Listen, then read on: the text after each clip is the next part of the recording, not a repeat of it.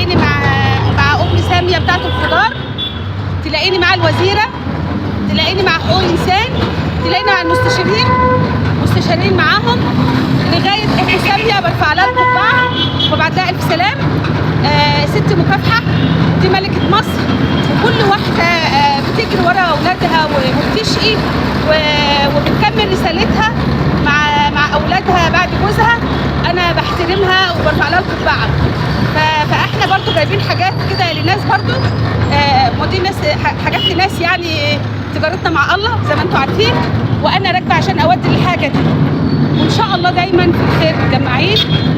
وعايزه اقول للناس كلنا ننزل الشارع يوم الانتخابات.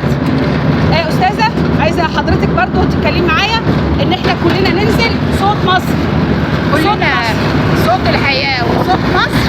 احنا ننزل الشارع حبا في رئيسنا وحبا في بلدنا، لان احنا عايزين الاستقرار والامن والامان، استقرار مصر. واحنا من التورسيكل ما حبيناش نقول على حاجه عيب ولا حاجه لا. ما بعملش حاجه عيب، انا بعمل خير. لو هركب اي حاجه المهم احنا نمشي في طريق الخير، طريق السلام، طريق محبتنا لله. انا بركب ملاكي، بركب تاكسي، بركب ميكروباص. انا مع الشعب، انا مع الشعب في كل حته. انا صوت الشعب، انا صوت مصر، انا قلب مصر. وافتخر ان انا قلب مصر وام المصريين. ده لقب فوق راسي ان انا اتلقب بام المصريين عشان مشاكلهم وعشان ولادنا. وببعت الف تحيه لكل بناتي المغرب، من اولهم بلقيس بنتي، وببعت الف تحيه للاعلاميه الكبيره بنت جيجي في الامارات دلوقتي. يا رب يساعدها ويا رب تلاقي تحقق املها. كل بناتي يا رب افرح بيهم وكلنا نعمل خير. انتوا شايفين التورسيكل بيتهز بينا اهوت، بس احنا حسينا فعلا ان احنا بنعمل حاجه كويسه. انت عارفه يا استاذه، عايزه اقول لك على حاجه. قولي يا بنتي. يعني احنا في رمضان بنزل اجيب حاجات اللي بنفرقها في العبايات اللي بجيبها كل سنه، بقالنا اكتر من 30 سنه. بنزل اجيب الشوال واحطه على كتفي واركب بتاع زي ده كده واوصل لغايه البيت. فمش عيب، انا بجاهد مع الله، بجاهد بعمل تجاره مع الله. ولادي، جوزي الله يرحمه، كلنا مع ربنا، كلنا مع الناس. انا مع الناس وصوت الناس، وافتخر ان انا صوت الناس، مش عيب. واحنا اهو من الشارع اهوت عشان نوضح لحضراتكم. اكيد التورسيكل جنب عربيه بحمار برضو ده مش عيب. العيب ان احنا نغلط بعضنا، احنا صوت الشعب. والعيب ان احنا فعلا ما نقدمش الحاجه الحلوه للمشاهد، لان احنا بنقول للمشاهد مصري انت بتحمل رايه بلدك وبتدافع عنها طبعا من خلال برنامجنا صوت الحياه. عايزه اقول ايه النهارده يا امان؟ عايزه اقول للناس ايه رايكم في اللي بقدمه.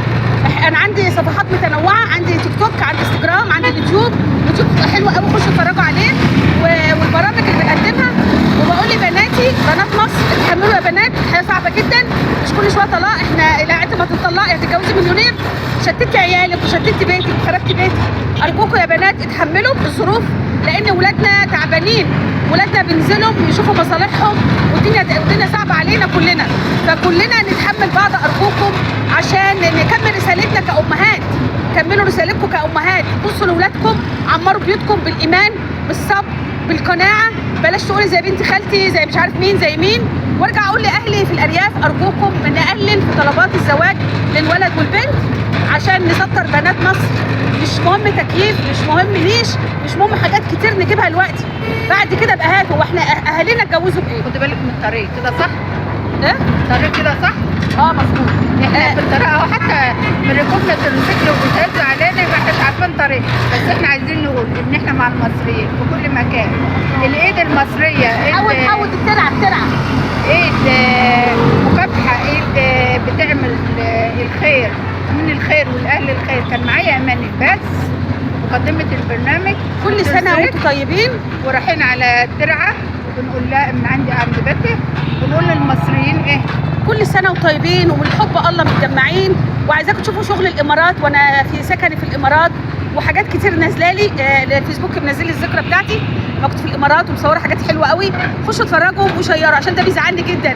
والكتابات اللي انا بكتبها والبرامج والاكلات، يعني عايزاكم تشاركوني في كل حاجه، خليكم معايا في كل حاجه عشان تحيزوني اكتر ان انا اعمل شغل اكتر. انا بسافر وبتبهدل وبروح وباجي عشانكم، بتعب عشانكم. انتوا بقى ابعتوا لي قولي لي ده حلو ده مش حلو، قولي كذا ما تقوليش كذا، وانا معاكم. وان شاء الله دايما بحب الله متجمعين، كل سنه وانتم طيبين. ومصر جايه ان شاء الله، مصر جايه بهيه القلب والروح، واحنا معاها مكان ما تروح. وتحيا مصر، تحيا مصر على تحيا طول مصر. على طول. من خلال برنامجنا صوت الحياه بنقول امشي على طول، للمصريين انا هقول لك حول، امشي على تحيا طول. مصر. تحيا مصر.